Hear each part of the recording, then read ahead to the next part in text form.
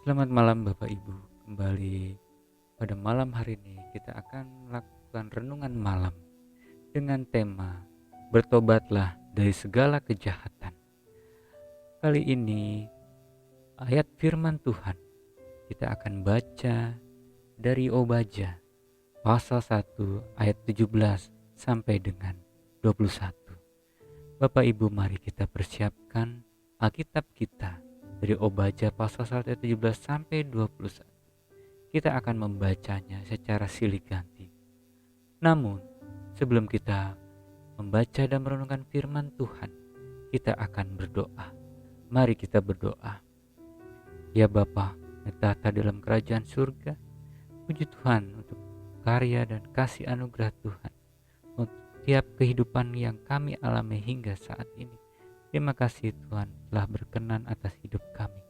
Pada saat ini kami ya Tuhan, kami akan merenungkan firman-Mu.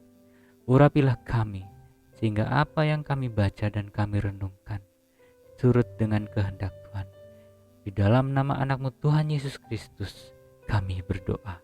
Amin. Kitab Obaja pasal 1 ayat 17 sampai 21 menyatakan,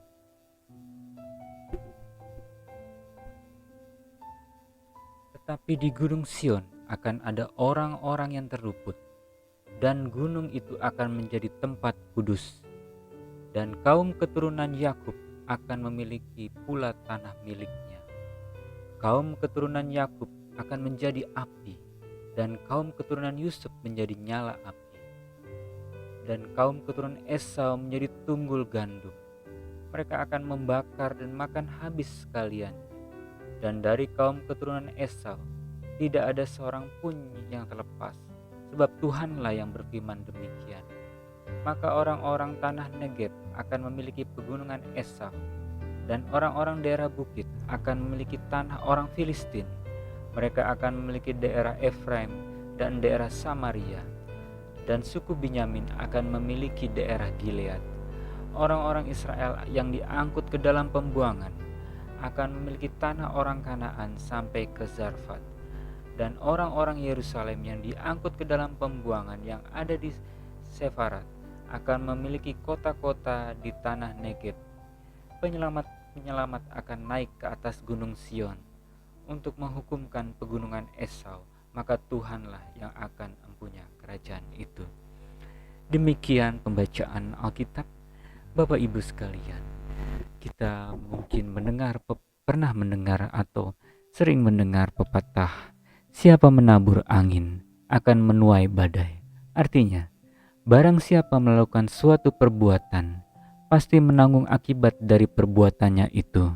Menabur yang baik akan menuai kebaikan. Menabur yang jahat akan menuai celaka akan bencana. Demikianlah yang dialami oleh Edom karena perbuatannya. Nabi Obaja menubuatkan bahwa Allah akan menghukum kekejaman Edom dengan keras. Sejarah memperlihatkan kebenaran nubuat tersebut. Edom habis dimusnahkan. Inilah bukti bahwa setiap kejahatan pasti berhadapan dengan kebenaran, keadilan, dan kedaulatan Allah. Allah tidak pernah membiarkan kejahatan berkuasa selama-lamanya atas kehidupan yang dirahmatinya. Sebaliknya, Nabi Obaja menubuatkan bahwa Allah akan memulihkan kehidupan Yehuda. Mereka akan kembali menempati tanah-tanah mereka di ayat yang ke-20 dan membangun kota-kota mereka. Mereka akan berbahagia karena kebaikan dan berkat Allah. Demikianlah Allah memulihkan kehidupan umatnya.